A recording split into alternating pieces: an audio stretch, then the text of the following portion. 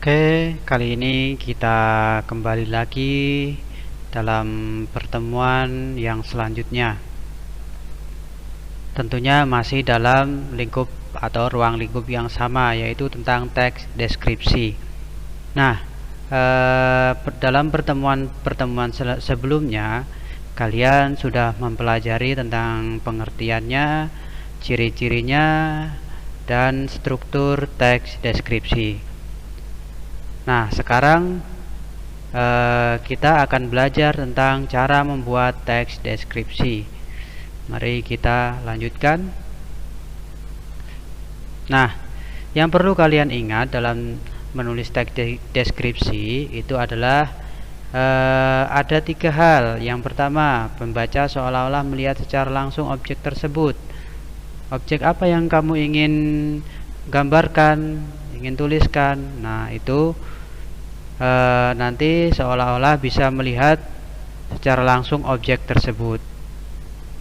Yang kedua, pembaca seolah-olah bisa mendengar suara-suara yang terdapat dalam objek yang kalian tulis.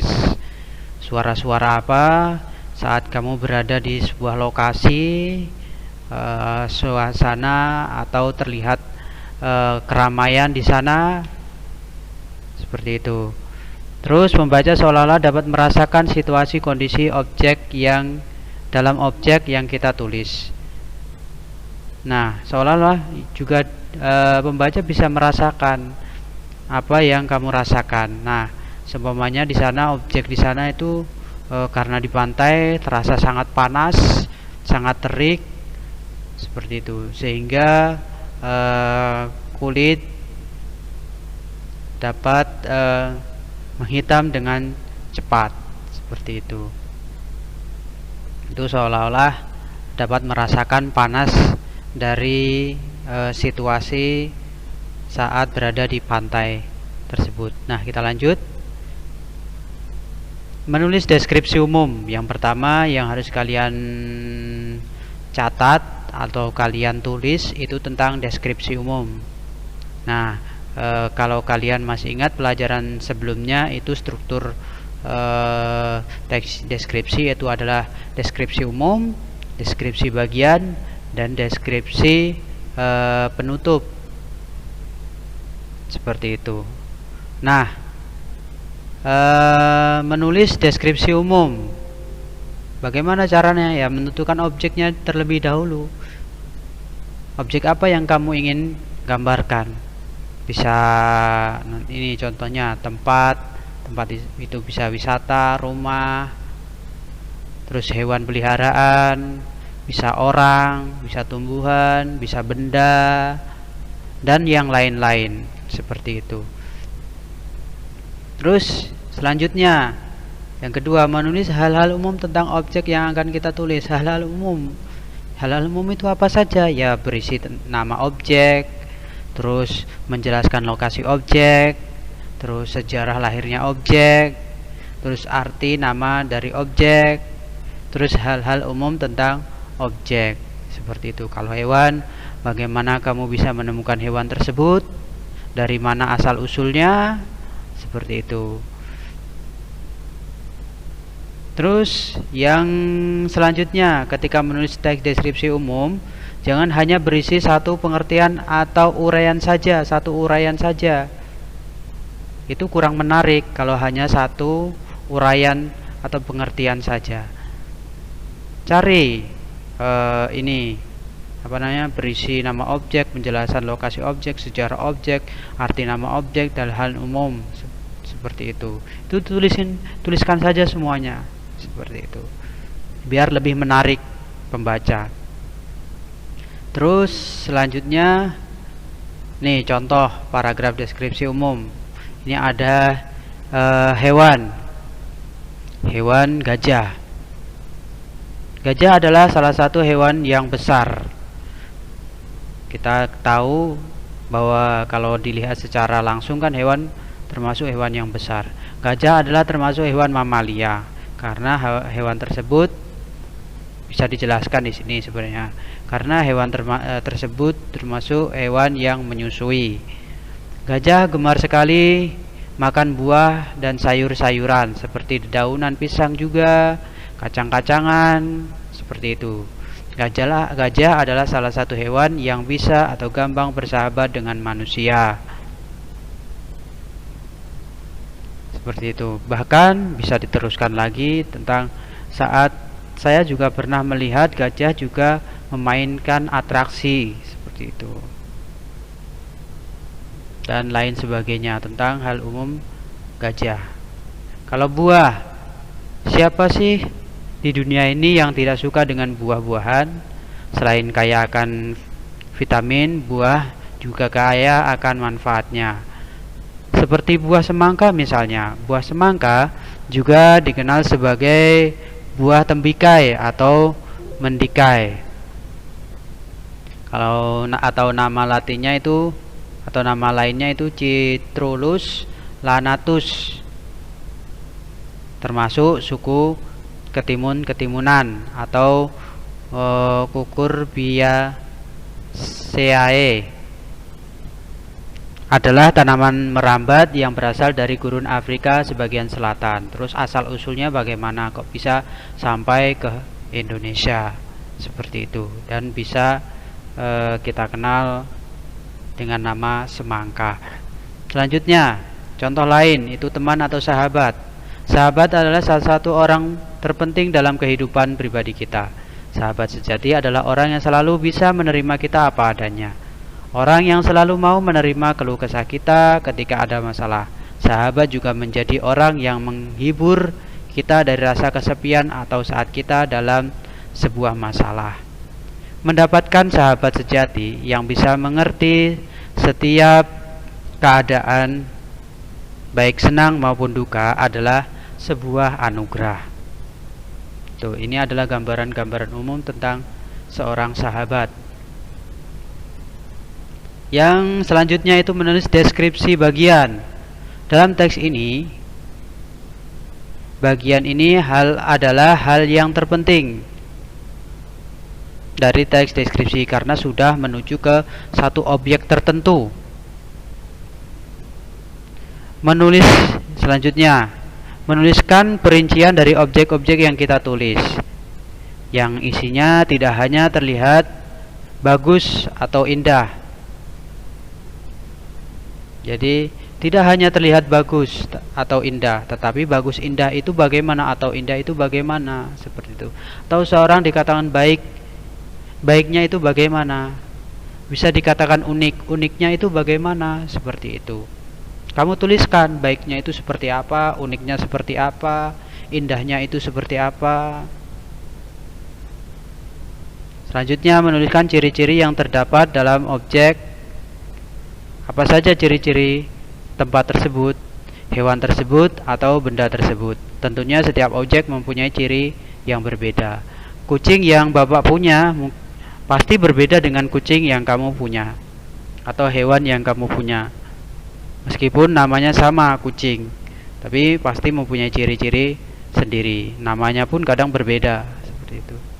Selanjutnya, kamu dapat melihat, mendengar, dan merasakan apa saja dalam objek tersebut. Nah, ini seolah-olah melihat gambaran objek yang kamu gambarkan. Kucing mempunyai bulu coklat, halus, matanya kuning, seperti itu. Mendengarkan, kucingku saat saya beri makan selalu merasa senang dan mengeong-ngeong terus menerus. Nah, itu seolah-olah kita bisa mendengarkan dan merasakan apa saja yang kita alami. Seperti itu.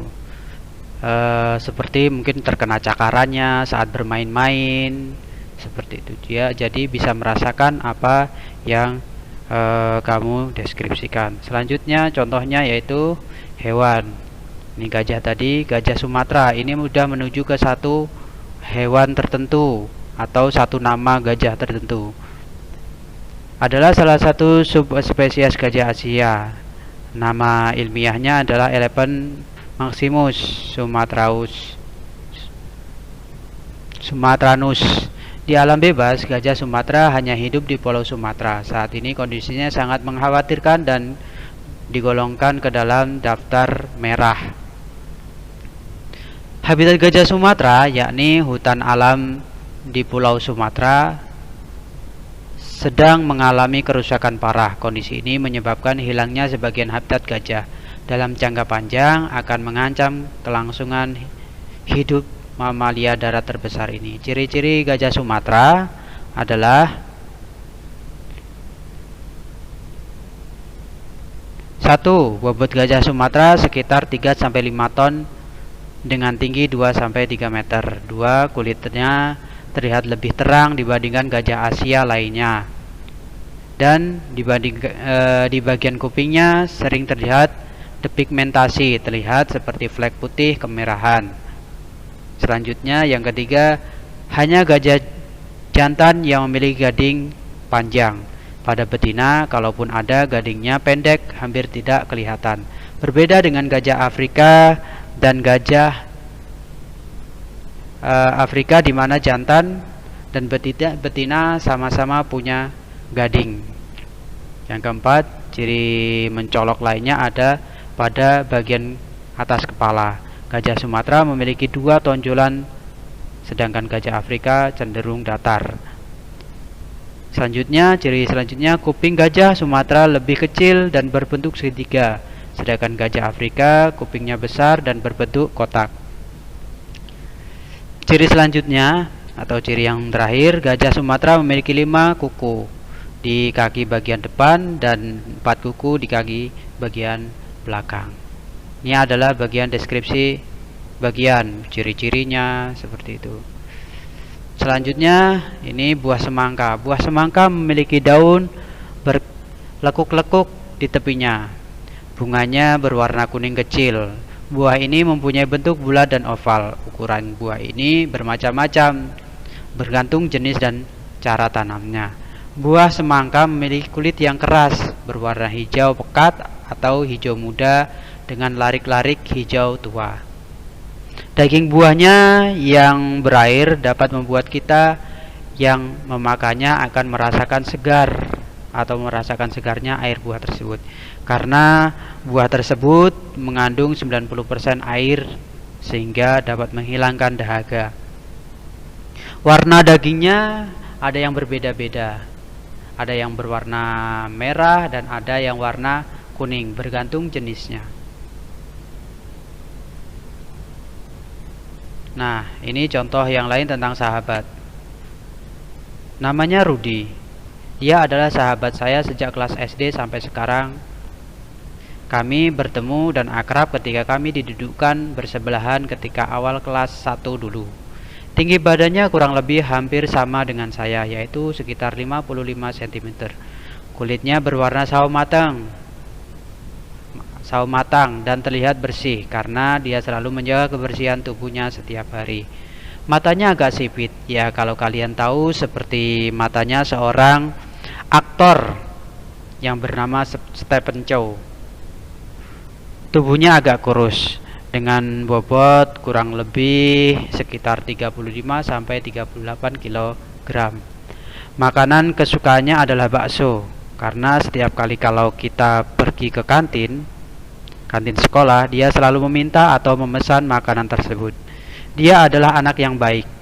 Ketika saya ada masalah, dia selalu menghiburku dan membantu saya ketika dalam menyelesaikan masalah yang aku alami tersebut.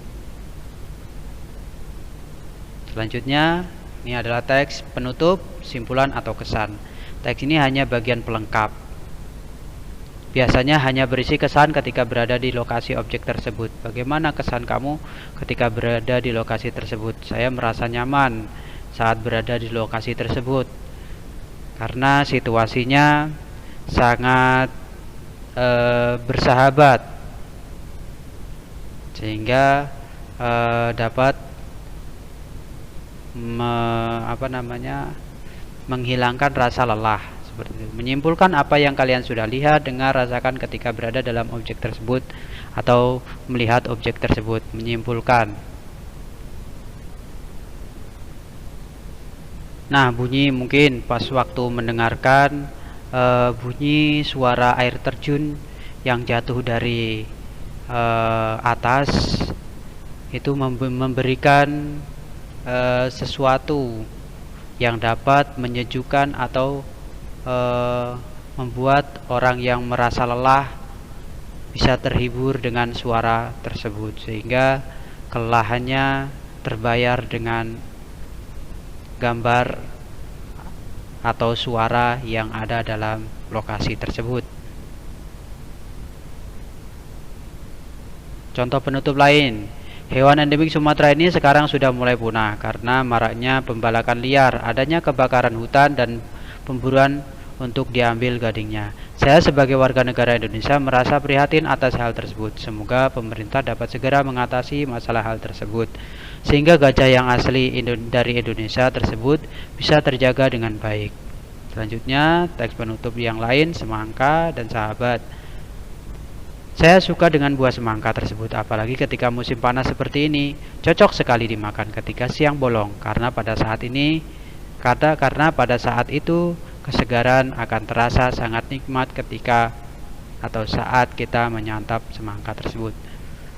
Tentang sahabat, Rudy adalah anak yang baik. Kebaikannya tidak hanya kepada saya sebagai sahabatnya, bahkan ke semua orang yang membutuhkan bantuannya.